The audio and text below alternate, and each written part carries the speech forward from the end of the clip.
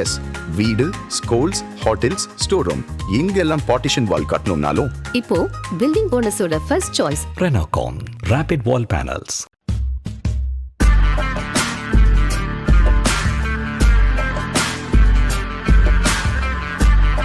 வணக்கம் ஜெயஹிந்த். இன்னைக்கு பதிவில் இந்தியாவுடைய ஒரு மிக முக்கியமான இன்வெஸ்டிகேஷன் ஏஜென்சி நேஷ்னல் இன்வெஸ்டிகேஷன்சி பற்றியோடைய மொத்த வரலாறு இன்னி வரைக்கும் அதுக்கு உண்டான ஒரு டீட்டெயில் ரிப்போர்ட்டை வந்து நம்ம பார்க்க போகிறோம். என்ஐஏவுடைய உருவாக்கம் எப்போ? 2008 நவம்பர் 26 மும்பை மீது நடத்தப்பட்ட அந்த பயங்கரவாத தாக்குதலுக்கு பிறகு இந்தியாவுக்கு ஒரு மிகப்பெரிய ஒரு உண்மை புரிஞ்சுது. அதற்கு முன்னாடி நம்மக்கிட்ட இருந்த சென்ட்ரல் பியூரோ ஆஃப் இன்வெஸ்டிகேஷன் போன்ற அமைப்புகள் ஒரு பயங்கரவாதம் சம்மந்தப்பட்ட ஒரு எக்ஸ்க்ளூசிவ் அமைப்பு கிடையாது. இப்போ சிபிஐ பார்த்தீங்க அப்படின்னா ராஜீவ்காந்தி கொலை கேஸில் ஆரம்பித்து சத்தியமோட எக்கனாமிக் அஃபென்சஸ்லேருந்து எல்லா விதமான கேஸையும் ஹேண்டில் பண்ணிக்கிட்டு இருந்தாங்க. இந்தியாவுக்கு முன்னாடி சிபிஐக்கு பல மாநிலங்கள், அந்த சிபிஐக்கு அந்த மாநிலம் அனுமதி கொடுத்தா தான் போய் அவங்க என்கொயரி பண்ண முடியும். சிபிஐ அப்படின்றது ஒரு பொலிட்டிக்கல் இதுவாக ஒரு காலகட்டங்களில் கேஜ்டு பேரட் அப்படின்னு கூட சுப்ரீம் கோர்ட் வந்து சொல்லியிருந்தாங்க. உச்சநீதிமன்றம் வந்து சிறையில் அடைக்கப்பட்ட கூண்டில் அடைக்கப்பட்ட ஒரு கிளி அப்படின்னு கூட சொல்லியிருந்தாங்க.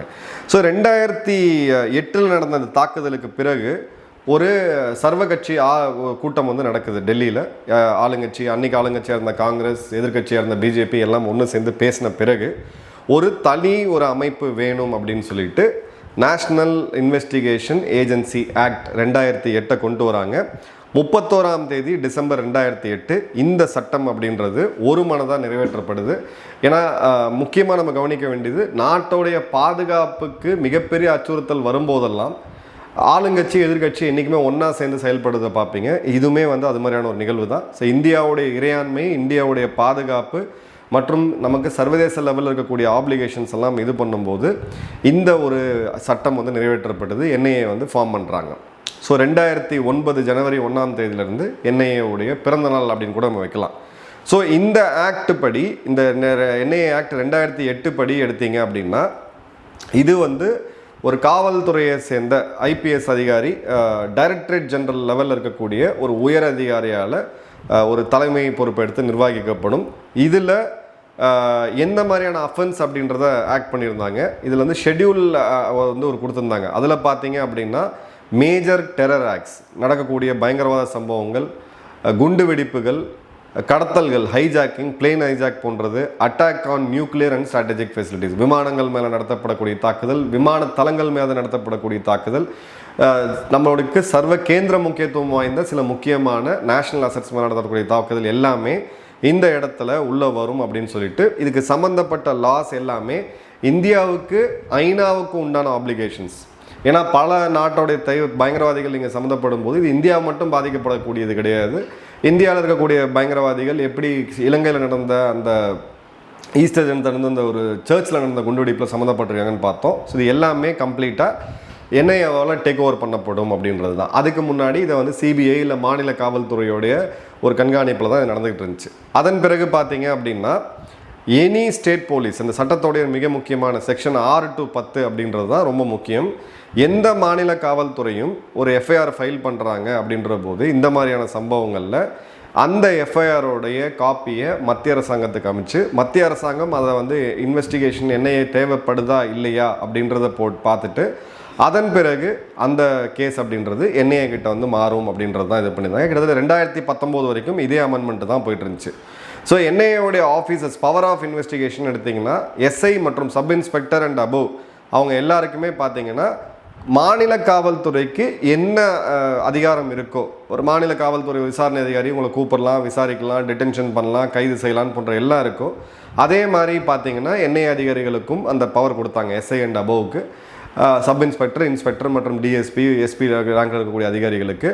ஸோ அவங்களுக்கு வந்து ஒரு போலீஸ் ஸ்டேஷனில் இருக்கக்கூடிய எஸ்ஹெச்ஓ, ஸ்டேஷன் ஹவுஸ் ஆஃபீஸர், நம்ம இன்ஸ்பெக்டர்னு சொல்லுவோம், அவங்களுக்கு என்னென்ன அதிகாரம் இருக்கோ, அதாவது ஒரு இடத்துல போய் சோதனை செய்கிறது, கைது செய்கிறது, பொருட்களை பதிமூது செய்கிறதுன்னு சொல்லிட்டு எந்த ஒரு ஜாகிரபிக்கல் லிமிட்டேஷன்ஸும் இல்லாமல் இந்தியா முழுக்க எங்கே வேணால் ஆப்ரேட் பண்ணலாம் அப்படின்றத வச்சுருந்தாங்க. அதன் பிறகு என்ஐஏக்கு ஒரு தனி கோர்ட்டுமே கொடுக்கப்படுச்சு. நண்பர்களுக்கு தெரியும், இப்போ இருக்க கண்டிப்பாக 2K கோர்ட்ஸ் கூட தெரியாது, ஜென்சிக்கு தான் அவங்க வேறு உலகத்தில் வாழ்ந்துட்டு இருக்காங்க. அந்த காலகட்டங்களில் தடா கோர்ட் அப்படின்றது இருந்துச்சு. குண்டு வெடிப்புகளை மட்டுமே இப்போது தமிழ்நாட்டில் பார்த்தீங்கன்னா சென்னைக்கு அருகில் இருக்கக்கூடிய பூனமல்லியில் அந்த கோர்ட் இருந்துச்சு. ராஜீவ்காந்தி அவருடைய கொலை வழக்கில் அந்த கோர்ட்டை வந்து நிறுவனாங்க. ஸோ குண்டு வெடிப்புக்குன்னே அந்த கோர்ட் இருந்துச்சு. அது வந்து இப்போ என்ஐஏ கோர்ட்டாக வந்து மாறிச்சு. ஏன்னா ஸ்பீடாக ஒரு ட்ரையல் வேணும், ப்ளஸ் அங்கே வரக்கூடிய நீதியரசர்களுக்கும் இதற்கு பற்றியான சீரியஸ்னஸ் என்ன, ப்ளஸ் அதை பற்றியான ஒரு பேசிக் ஒரு அட்வான்ஸ்டு நாலேஜ் வந்து தேவைப்பட்டுச்சு. அதனால் என்ன இருக்குது. அதன் பிறகு பார்த்தீங்க அப்படின்னா 2019 இப்போ இருக்கக்கூடிய மோடி அவர்களுடைய அரசாங்கத்தில் இதுக்கு ஒரு அமெண்ட்மெண்ட் கொண்டு வராங்க. அந்த 2009 to 19 10 வருடத்துக்கு பிறகு இதில் சில முக்கியமான லேர்னிங்ஸ் இருந்துச்சு. அதன் பிறகு இதோடைய என்ஐஏவுடைய பவரை வந்து விரிவாக்கம் பண்ணுறாங்க. இப்போது எக்ஸ்ட்ரா டெரிட்டரியல் ஜூரிடிக்ஷன் அப்படின்றது இருக்குது. அதாவது என்ன அப்படின்னு பார்த்தீங்கன்னா, இந்தியாவுக்கு வெளியில் நடக்கக்கூடிய ஒரு கிரைமாக இருந்தாலும் அதில் இந்தியர்கள் சம்மந்தப்பட்ட சொத்தோ இல்லை இந்தியாவுடைய பாதுகாப்புக்கு அச்சுறுத்தலாக இருக்கக்கூடிய இடங்களில் அதை வந்து இந்தியாவுடையக்குள்ளேயே நடந்த மாதிரி ஒரு லெஜிட்டிமேசி அதை கொடுத்து அதன் பிறகு ஒரு ஸ்பெஷல் கோர்ட், நியூ டெல்லியில் இருக்கக்கூடிய ஒரு ஸ்பெஷல் கோர்ட் ஹேண்டில் பண்ணலாம் அப்படின்னு சொன்னாங்க. சமீபத்தில் கைது செய்யப்பட்ட இந்த பிஷ்னோய் கேங் சேர்ந்த ஆட்கள் இவங்க வந்து அமெரிக்காவிலேருந்து நாடு கடத்தப்பட்டு இப்போ இந்தியாவுக்கு வந்தபோது அவங்களுடைய கஸ்டடி எடுத்தது என்ஐஏ தான். ஏன்னா அந்த கேஸை ஃபைல் பண்ணது என்ஐஏ தான். விசாரணைகளுக்காக சவுதி, யுஏஇ, கனடா, அமெரிக்கா போன்ற பல நாடுகளுக்கு போனாங்க. ஸோ 2019 தான் என்ஐஏ வந்து ஒரு இன்டர்நேஷ்னல் லெவலில் போகக்கூடிய ஒரு FBI லெவலுக்கான ஒரு ஆர்கனைசேஷனாக வந்து உருவாகுது. அதன் பிறகு பார்த்தீங்க அப்படின்னா அந்த லிஸ்ட் ஆஃப் ஷெட்யூல்டு அஃபென்ஸை இன்னும் அதிகப்படுத்துகிறாங்க. ஹியூமன் டிராஃபிக்கிங் உள்ளே வருது. ஆள் கடத்தல் அப்படின்றது, மனிதர்களை கடத்துறது, பெண்களை கடத்தி எடுத்துகிட்டு போய் வைக்கிறது, இந்த அஃபென்ஸும் என்ஐஏவுடைய ஸ்கோப்புக்குள்ளே வருது. சைபர் டெரரிசம், ஆன்லைனில் நடக்கக்கூடிய பயங்கரவாத செயல்கள், அதுவுமே என்ஐஏவுடைய ஸ்கோப்புக்குள்ளே வருது.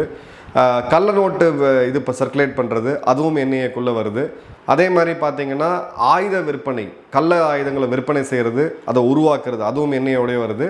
அதே மாதிரி பார்த்தீங்கன்னா அடிஷ்னல் அஃபென்சஸ்ன்றது எக்ஸ்ப்ளோசிவ் சப்ஸ்டன்ஸ் ஆக்ட், வெடிப்பொருட்களை தவறான முறையில் வந்து நீங்கள் வாங்கிறது போன்ற இந்த ஸ்கோப்பை வந்து எக்ஸ்பேண்ட் பண்ணுறாங்க. ஸோ வெறும் பாம்பிங், டெரரிசம் மட்டும் இருந்தது இல்லாமல் இன்றைக்கி இந்த 5 மிக முக்கியமான இதுலேயுமே பார்த்தீங்கன்னா என்ஐஏவுடைய ஒரு ஸ்கோப் அப்படின்றது வைடன் ஆகுது. அதன் பிறகு என்ஐஏவுடைய எக்ஸ்ட்ரா டெரிட்டரியல் இன்வெஸ்டிகேஷன் அப்படின்றது எப்படி நடத்தணும் அப்படின்றதும், என்ஐஏவுடைய ஆப்ரேஷன் யூனிட்டு, அதோடைய டெக்னிக்கல் எக்ஸ்பர்ட்ஸு மற்றும் அவங்களுடைய பிரான்ச் ஆஃபீஸர்ஸ், ஃபீல்டு ஆஃபீஸர்ஸ் எல்லாத்தையுமே வந்து அதிகப்படுத்துகிறாங்க. ஸோ இந்த இடத்துல இதோடைய ப்ராக்டிக்கல் எஃபெக்ட் என்னன்னு பார்த்தீங்கன்னா, அமெரிக்காவுடைய FBI, federal bureau of investigation, மிக முக்கியமான விசாரணைகளை one of the world's best investigating ஏஜென்சின்னு நம்ம சொல்லலாம். ஸோ அவங்களோட இதில் ஒரு சென்ட்ரலைஸ்டாக மொத்த நாட்டுக்கும் ஒரு ஸ்பெஷலைஸ்டான இன்வெஸ்டிங் ஏஜென்சி அப்படின்றது பயங்கரவாதம் சம்மந்தப்பட்ட இது, நார்கோட்டிக்ஸு, டெரர் ஃபினான்ஸு, ஆள் கடத்தல், போதை மற்றும் இந்த பார்டர் எல்லை தாண்டி நடக்கக்கூடிய இந்தியாவுக்கு எதிரான செயல்களை செயல்படுத்துறதுக்கான ஒரு ஸ்பெஷலைஸ்ட் ஒரு அமைப்பாக 2019க்கு பிறகு என்ஐஏ ஒரு மிகப்பெரிய லெவலில் உருவாக்குது. என்ஐஏ அப்படின்றது டைரக்டரேட் ஜெனரல் என்ஐஏ அப்படின்னு சொல்லக்கூடிய ஒரு தலைமை அதிகாரி, எப்படி டிஜிபி இருக்காரோ அதே மாதிரி டிஜி என்ஐஏ அப்படின்றது ஹோம் மினிஸ்ட்ரி கீழே, உள்துறை அமைச்சகத்துக்கு நேரடியாக வரக்கூடிய ஒரு மிக முக்கியமான அமைப்பு. என்ஐஏ வந்து தனியாக ஃபங்க்ஷன் பண்ண மாட்டாங்க. இது நல்லா கவனிங்க. என்ஐஏக்கும் ஒரு பேரா ஃபோர்ஸஸ்க்கும் கமாண்டோ ஃபோர்ஸஸ்க்கும் டிஃப்ரென்ஸ் இருக்குது. பல பேரோட புரிதல் என்னென்னா, என்ஐஏ போய் இது பண்ணி ஒரு ஆப்ரேஷன் பண்ணி ஆட்களை தூக்கிடுவாங்க அப்படின்ட்டு கிடையாது. என்ஐஏ ஒரு புலனாய்வு அமைப்பு, ஸ்பெஷல் இன்வெஸ்டிகேட்டிங் ஏஜென்சி, நம்மளுடைய central investigating agency. So NIA கூட ஸ்டேட் போலீஸோடைய ஏஜென்சிஸ், ஸ்டேட் போலீஸோடைய intelligence services, Q branch, central police agencies, ED, directorate of revenue intelligence, FIUன்னு சொல்லக்கூடிய financial intelligence unit, narcotics department, military intelligence bureau போன்ற எல்லா துறைகளோட சேர்ந்து செயல்படக்கூடிய அமைப்பு தான் என்ஐஏ. அதே மாதிரி சர்வதேச லெவலில் இன்டர்போல் கூட என்ஐஏக்கு நேரடியான பார்ட்னர்ஷிப் இருக்குது. ஸ்காட்லாண்ட் யார்ட் போலீஸோடு இருக்குது, FBIயோடு இருக்குது, CIAயோடு இருக்குது, FATSன்னு சொல்லக்கூடிய TFன்னு சொல்லக்கூடிய ஃபினான்ஷியல் ஆக்ஷன் டாஸ்க் ஃபோர்ஸோடு இருக்குது, UN office of drugs and கிரைம்ஸோடு இருக்குது. ஸோ எல்லா இடத்துலையுமே என்ஐஏவால் நேரடியாக தொடர்பு கொண்டு அவங்களால இயங்க முடியும். இப்போது இதோடைய ஸ்ட்ரக்சர், ஆர்கனைசேஷன் ஸ்ட்ரக்சர் அப்படின்னு பார்த்தீங்கன்னா, ஒரு மிக முக்கியமான மூத்த IPS அதிகாரி டைரக்டர் ஜெனரல், இவர் தான் ஹெட்டு. அதன் பிறகு பார்த்தீங்கன்னா ஸ்பெஷல் டைரக்டர் ஜெனரல், அப்புறம் ADGன்னு சொல்லக்கூடிய அடிஷ்னல் டைரக்டர் ஜெனரல், அதன் பிறகு இன்ஸ்பெக்டர் ஜெனரல் ஐஜிஸ்ன்னு சொல்லுவாங்க. இவங்களுக்கு கீழே பிரான்ச்சஸ் இருக்குது, ஜோன்ஸ் இருக்குது. இப்போ சவுத் அப்படின்றது ஒரு ஜோன், அதில் சைபர் கிரிவு அப்படின்றது ஒரு தனி பிரான்ச்சு வெர்டிக்கலாக இருக்கும். ஐஜிஸ் கீழே டிஐஜிஸ் கீழே வந்து எஸ்பி, அடிஷ்னல் எஸ்பி, அப்புறம் டெப்டி எஸ்பிக்கு கீழே வந்து inspector, sub inspector, ASI, constable, head constable. இதே இதில் வந்து ஸ்ட்ரக்சர் பார்க்கலாம். அதே மாதிரி பார்த்தீங்கன்னா என்ஐஏவுடைய சீனியர் ஆஃபீஸர்ஸ் அவங்க எல்லாருமே ஐபிஎஸ் கேடர்ஸ்லேருந்து வருவாங்க. இந்தியன் ரெவென்யூ சர்வீஸ் அதுலேருந்தும் வருவாங்க. அதே மாதிரி சென்ட்ரல் ஆர்ம் ஃபோர்ஸஸ்ன்னு சொல்லக்கூடிய சிஆர்பிஎஃப், ஐடிபிஎஃப்லேருந்து டெபுடேஷனில் வருவாங்க. அதே மாதிரி பார்த்தீங்கன்னா சபார்டினேட் ஸ்டாஃப்னு சொல்லக்கூடிய எஸ்எஸ்சிலேருந்தும் வருவாங்க. அதே மாதிரி பல இடங்களில் டெக்னிக்கல் ஸ்டாஃப்ஸுமே இருக்காங்க, அவங்களுமே லேட்டரல் என்ட்ரியில் வருவாங்க. இப்போது என்ஐயோட ஹெட் குவார்ட்டர் தலைமையகம் அப்படின்றது நியூ டெல்லியில் இருக்குது. பிரான்ச் ஆஃபீஸ் அப்படின்னு எடுத்திங்கன்னா ஹைதராபாத், கவுஹாட்டி, கொச்சி, லக்னோ, மும்பை, கொல்கட்டா, ராய்ப்பூர், ஜம்மு காஷ்மீர், அதாவது ஜம்மு, சண்டிகர், ராஞ்சி, சென்னை, பெங்களூர், பட்னா, புவனேஸ்வர், ஜெய்ப்பூர், அகமதாபாத். இப்போது ஒரு புது ஆஃபீஸ் வந்து பெங்களூரில் இப்போ ஓப்பன் பண்ணுறாங்க அப்படின்னு பார்க்குறோம். ஸோ எங்கெங்கெல்லாம் வந்து இந்த இடத்தோட தாக்குதல், அதாவது பயங்கரவாதிகளுடைய தாக்குதல், நாட்டோடைய இறையாண்மைக்கு அச்சுறுத்தல் அதிகமாக இருக்குதோ அந்தந்த இடங்கள்லாம் என்ஐயோடைய பிரான்ச் ஆஃபீஸ் அப்படின்றது வரும். இதில் வந்து பார்த்தீங்க அப்படின்னா ஒரு இம்பெக்கபிளான ரெக்கார்டு என்ன, என்ஐஏ ஏன் ஒரு அரசியல் அமைப்பு கிடையாது, இல்லை ஆளுங்கட்சியோட பேரை கேட்டு செயல்படக்கூடிய அமைப்பு கிடையாதுன்னு பார்த்தீங்கன்னா 2009 2025 வரைக்கும் என்ஐஏ பதிஞ்ச வழக்குகளில், என்ஐஏ விசாரணைக்கு எடுத்த வழக்குகளில் 91.67% கன்விக்ஷன் ரேட். குற்றவாளிகள் நீதிமன்றத்தால் தண்டிக்கப்பட்டிருக்கிறார்கள். கிட்டத்தட்ட 92% ஸ்ட்ரைக் ரேட்டில் என்ன இருக்குது. இது பாலிடிக்ஸ்குள்ளே பல பேர் உள்ளே எடுத்துகிட்டு வர ட்ரை பண்ணுறாங்க. பட் பாலிடிக்ஸ் இல்லாமல் ஒரு கணிசமான அளவுக்கு இண்டிபெண்ட்டாக செயல்படக்கூடிய அமைப்பு எது அப்படின்னு பார்த்தீங்கன்னா என்ஐஏ. 2009 8 கேஸில் ஆரம்பித்து 2024 80 கேஸ் அவங்க ரெஜிஸ்டர் பண்ணாங்க. இதில் 17 கேஸில் வந்து தீர்ப்பு வந்துருச்சு. அந்த 17 கேஸ்லேயுமே 17 தீர்ப்புலேயுமே குற்றவாளிகள் தண்டிக்கப்பட்டிருக்கிறார்கள். குற்றம் சாற்றப்பட்டவர்கள் தான் குற்றவாளிகள் அப்படின்றது உறுதியாக இருக்குது. அதே மாதிரி பார்த்தீங்க அப்படின்னா என்ஐஏவுடைய டோட்டல் 677 கேஸில் கிட்டத்தட்ட 97.43% அப்படின்றது ஓவரால் கன்விக்ஷன் ரேட்டாக இருக்குது. ஸோ 92% அக்யூரஸியில் அவங்க ஒர்க் பண்ணிகிட்டு இருக்காங்க. இப்போது ஹை ப்ரொஃபைல் கேசஸ் அப்படின்னு எடுத்திங்கன்னா 26 மும்பை தாக்குதல் மிக மிக முக்கியமானது. அதன் பிறகு நடந்த தவூர் ராணாவோட எக்ஸ்ட்ரடிஷன். ராணா அந்த பாகிஸ்தானுடைய இராணுவ அதிகாரி பயங்கரவாதியாக மாறினவன் இப்போ என்ஐயோட கஸ்டடியில் தான் இருக்கான். பட்டான்கோட்டோடைய ஏர்பேஸ் நடத்தப்பட்ட தாக்குதல் ஜெய்ஷ் இ முகமது 2016. புல்வாமா நடத்தப்பட்ட தாக்குதல். அதன் பிறகு பார்த்திங்கன்னா மணிப்பூரில் நடந்த அன்ரெஸ்ட், அங்கே நடந்த மிகப்பெரிய சம்பவங்கள், இதுக்கு பின்னாடி யார் இருந்தா அப்படின்றத ஆராய்ந்து அதை வந்து புலனாய்வு செய்யக்கூடிய ஒரு டிரான்ஸ்நேஷ்னல் கான்ஸ்பிரசி கேஸ் இவங்க எடுத்துக்கிட்டு இருக்காங்க. அது மாதிரி பார்த்திங்கன்னா பிஎஃப்ஐ இந்தியாவில் ஒரு எக்ஸ்ட்ரீமிஸ்ட் அமைப்பாக ஒரு காலத்தில் உருவெடுத்து 2047 இந்தியாவை இஸ்லாமிய நாடாக மாற்றுவோம் அப்படின்னு சொல்லி ஒரு கங்கணம் கட்டிக்கிட்டு இந்தியா முழுக்க செயல்பட்ட பிஎஃப்ஐயை கம்ப்ளீட்டாக பேன் பண்ண, கிராக் டவுன் பண்ணி பேன் பண்ணது ஒரு மிகப்பெரிய சக்ஸஸ் அப்படின்னு பார்த்தீங்கன்னா என்ஐஏ தான். அதன் பிறகு terror gangster smuggler nexus, Bishnoi gang, இவங்களுடைய கனடா ஆப்ரேஷன்ஸு, யூஎஸ் ஆப்ரேஷன்ஸு, இந்தியாவில் பண்ண சம்பவம், சல்மான் கான் வீட்டில் நடந்த துப்பாக்கி சூடில் ஆரம்பித்து இந்த டெரர் கேங்ஸ்டர் ஸ்மக்லர் நெட்வொர்க்கை இவங்க தான் இது பண்ணிட்டு இருக்காங்க. அதே மாதிரி ஜம்மு காஷ்மீரில் பயங்கரவாதத்துக்கு ஆதரவாக கல்லடி செய்கிறதுக்கும் நாட்டோட பிரிவினை தூண்டுறதுக்கும் ஆதரவாக வெளியிலிருந்து வந்த டெரர் ஃபினான்சிங், அதுக்கு சம்மந்தப்பட்ட கேஸ். அதே மாதிரி cross border drugs and arms trafficking Rajasthan மற்றும் பஞ்சாபில்.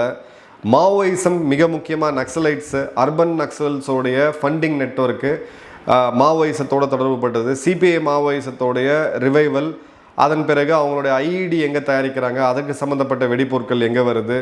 அதே மாதிரி பார்த்தீங்கன்னா இப்போ சமீபத்தில் நடந்த செங்கோட்டையில் நடந்த ரெட் ஃபோர்ட்டில் நடந்த குண்டு வெடிப்பு, ஐஎஸ்ஐஎஸ்ஐயோடைய மாடியூல்ஸ் மேங்களூரில் நம்ம பார்த்தோம், பெங்களூரில் பார்த்தோம், கோயம்புத்தூரில் நம்ம பார்த்தோம், பூனேயில் நம்ம பார்க்குறோம், குஜராத்தில் நம்ம பார்க்குறோம், யூபியில் பார்க்குறோம்.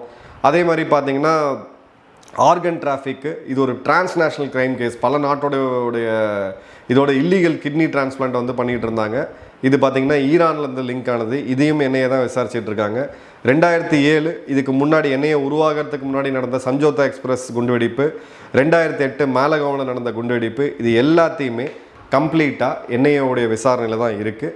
ஸோ என்ஐஏவுடைய பணி அப்படின்றது ஜென்ரலாக நமக்கு வரக்கூடிய இமெயில்கள், தொடர்பு கொள்ளக்கூடியவங்க, மூத்த அதிகாரிகளாக இருக்கட்டும், இல்லை ஓய்வு பெற்ற அதிகாரிகளாக இருக்கட்டும், ஜென்ரலாக நம்மக்கிட்ட வர இன்வெஸ்ட்னா இந்த பதிவை வந்து இந்த நபர் போடுறாரு, நம்ம என்ஐஏக்கு வந்து தெரிவிக்கணும் அப்படின்னு சொல்லிட்டு நிச்சயமாக உங்களை சுற்றி தவறான ஒரு நடவடிக்கை உங்களுக்கு இருக்கிற மாதிரி சந்தேகம் இருந்துச்சு அப்படின்னா தனிப்பட்ட காழ்ப்புணர்ச்சியில் அதை பண்ணக்கூடாது, ரொம்ப தவறு. பட் உண்மையாகவே உங்களுக்கு வந்து உங்களை சரௌண்டிங்ஸ் அந்த மாதிரி இருக்குது அப்படின்னா என்ஐஏக்கு நீங்கள் இமெயில் மூலிமா தொடர்பு கொள்ளலாம், இல்லை கால் பண்ணி நீங்கள் பேசலாம். அந்தளவுக்கு ஒரு சக்ஸஸ்ஃபுல்லான புலனாய்வு அமைப்பு அப்படின்றது என்ஐஏ தான். என்ஐஏவுடைய அதோடைய பிறப்பு அப்படின்றது ஒரு மிக கோரமான பயங்கரவாத தாக்குதல் மும்பை மீது நடத்தப்பட்ட அந்த சமயத்தில் உருவானது. பல தேர்ந்த அதிகாரிகள் உள்ளே இருக்காங்க.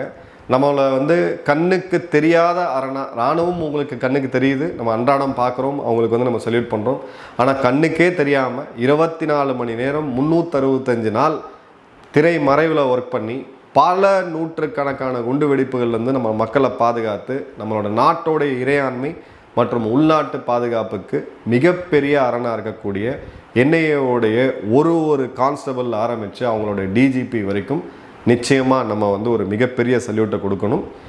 ஹிடன் ஹீரோஸ் இவங்க என்றைக்கும் வெளியில் வந்து பேச மாட்டாங்க, என்றைக்கும் அவங்களோட பேர் என்னன்னு கூட யாருக்கும் தெரியாது. என்னுடைய தெரிந்த சில நண்பர்கள் கிட்டத்தட்ட 16 மணி நேரத்துலேருந்து 18 மணி நேரம் வீட்டுக்கு வராமல் குழந்தைய கூட பார்க்காம அவங்களுடைய குடும்பங்களை விட்டுட்டு செயல்பட்டுருக்காங்க. சாதாரண கவர்மெண்ட் சம்பளம் தான், சாதாரண கவர்மெண்ட் சம்பளம் தான் செயல்பட்டுருக்காங்க. உண்மையாலுமே சூப்பர் ஹீரோஸ். பட் நீங்கள் போடுற சமூக வலைத்தளங்கள் ஒரு பதிவுக்கு அவங்க ஆக்ஷன் எடுக்கலன்னு சொல்லி அவங்க மேலே கோவப்படுறதோ, இல்லை ஒரு 10 வருடத்து கேப்பில் ஒரு குண்டு வெடிப்பு நடக்கும்போது அவங்கள வந்து நம்ம தவறாக பேசுகிறதோ ரொம்பவும் தவறானது. அவங்களையும் நிச்சயமாக அவங்க மொராலை வந்து பாதிக்கும்.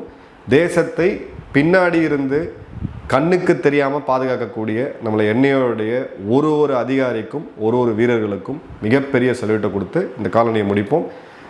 மாணவர்கள் தயவு செய்து ஒரு என்ஐஏ போன்ற ஒரு இந்தியாவுடைய பெஸ்ட்டு புலனாய்வு அமைப்பில் அதிகாரியாக சேரணும் அப்படின்னு சொல்லி உங்களுடைய கனவை வளர்த்துக்குங்க. அந்த துறையில் ஆர்வம் இருக்கவங்களுக்கு சீக்கிரம் இன்னொரு வீடியோவோடு நம்ம சந்திப்போம். நன்றி, வணக்கம், ஜெயன்.